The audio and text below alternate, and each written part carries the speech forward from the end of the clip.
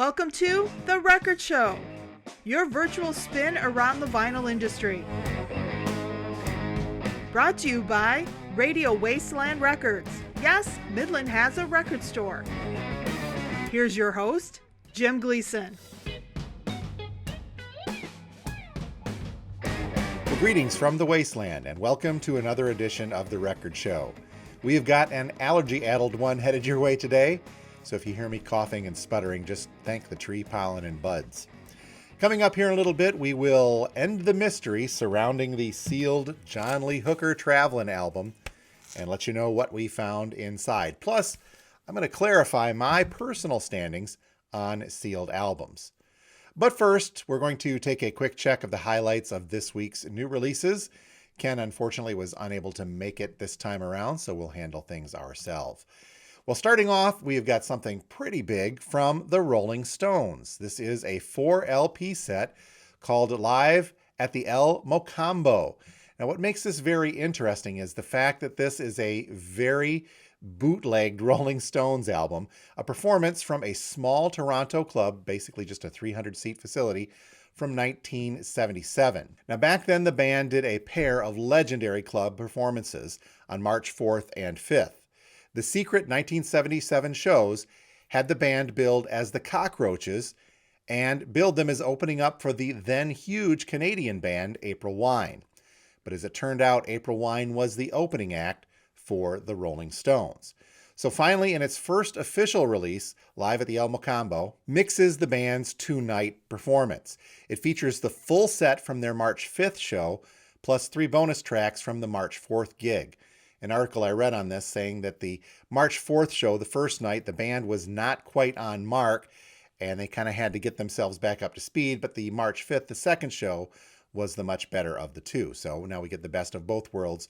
The new 4 LP set has been mixed by Bob Clearmountain and comes on black vinyl housed in a die-cut slipcase with etchings.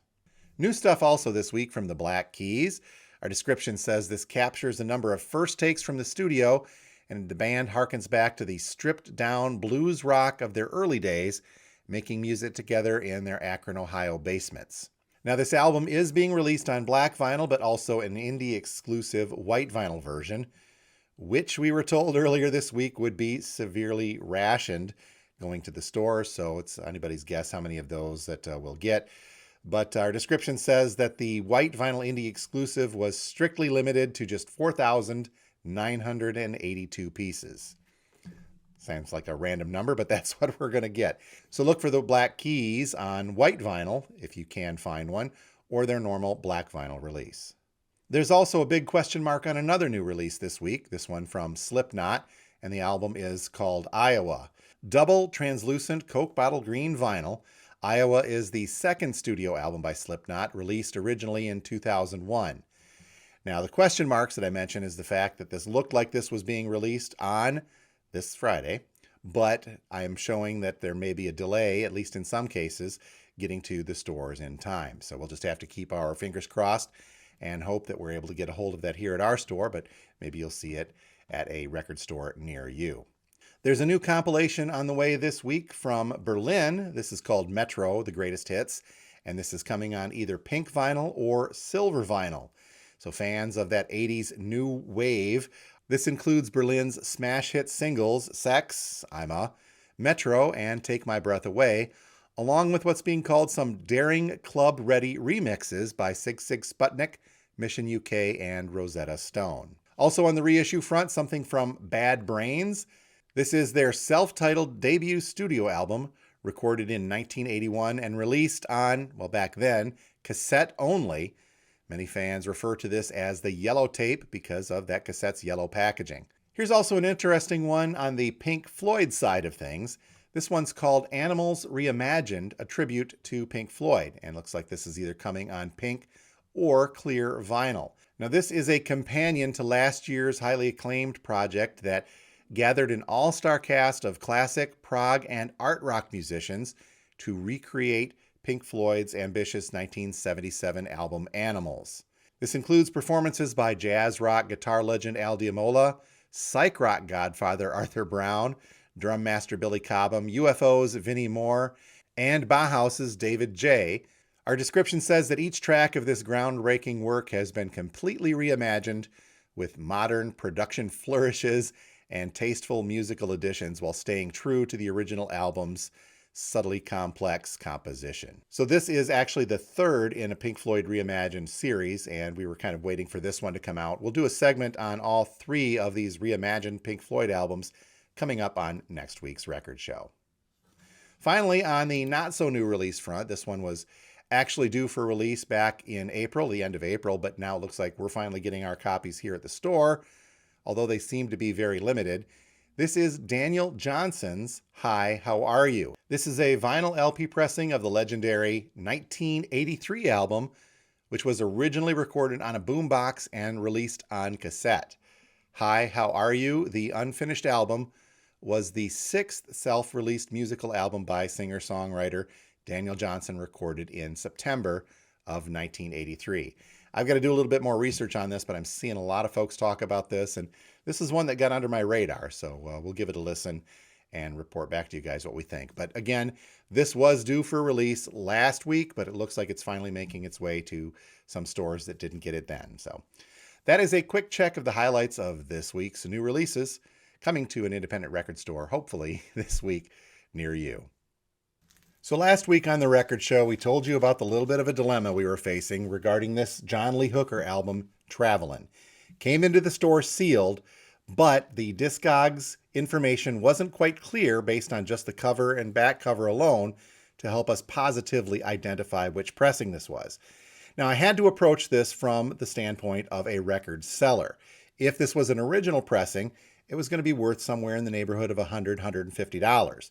If it was a sealed repress, it would only be worth maybe $20 to $30. So that's why it was important for us to determine which one this was. And plus, you have to add in whether or not the buyer of this eventually would like to have a sealed copy. But since there was no way to tell without opening it up, we decided to open it up. Here's how that went. Okay, so we're now going to open up the John Lee Hooker Travelin' and see what's inside.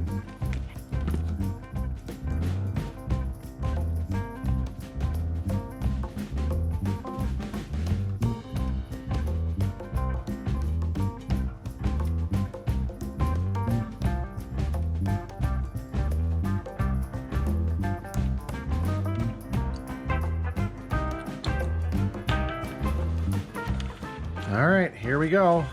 It's got repress written all over it. So there we have it. This was the unknown year VJ repress, not the first pressing that we thought, or hoped rather, that it might be. Still a good find though. So mystery solved, the John Lee Hooker album was the cheaper repress. But now we know at least. I also want to clarify my point on sealed albums. Personally speaking, I am all for opening them up. I'm of the belief that music is meant to be enjoyed, and if you have a sealed album, it's not much of a point in having a sealed album unless you're just that type of person who wants it for the investment. But that's kind of the antithesis of being a music lover. I once opened up a sealed Rush album that I had bought from somebody, and they were simply beside themselves after I told them I opened it up. They said, "How could you open that up? It was worth a lot of money." And I'm like, I know, I wanted to open it up and listen to it, but that's how I am. So it mystifies me that personal collectors do leave their albums sealed a lot of times. It may be your thing, and that's cool if you want to do that. But a few years back here at the store, we brought in a huge collection of predominantly sealed albums from the late 50s and early 60s. Things like this 1962 Vic Damone, still sealed. And, you know, we see hundreds of these things come through the dollar bins, the Mitch Miller albums, again, early 60s, and sealed. This collector never opened it.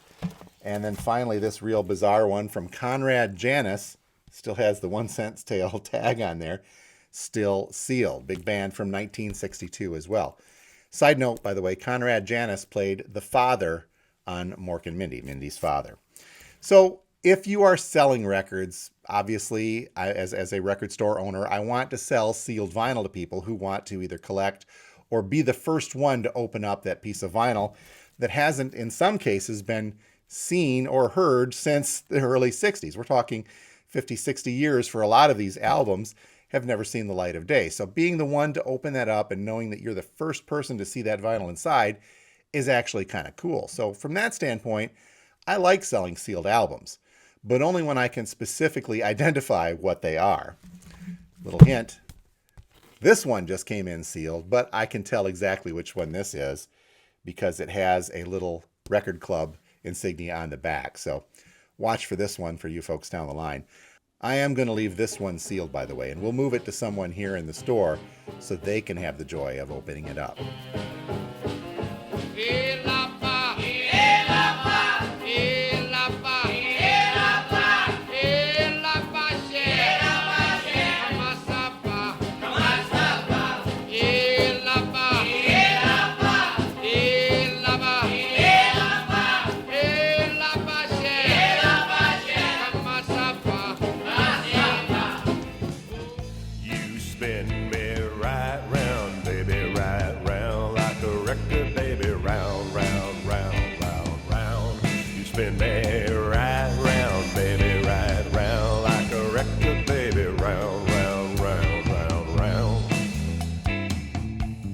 Thanks for watching The Record Show. If you haven't done so yet, please make sure to subscribe to the Radio Wasteland Records YouTube channel.